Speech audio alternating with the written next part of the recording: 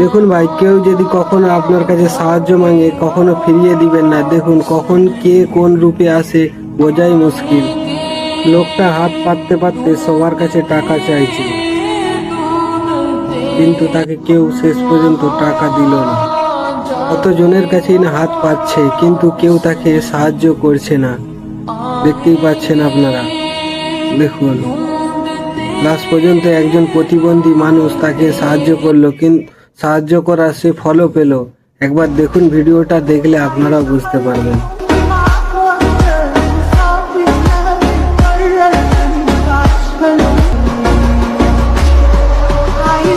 আপনি যদি একজন মুসলমান হয়ে থাকেন অবশ্যই ভিডিওটা একটা হলেও শেয়ার করবেন।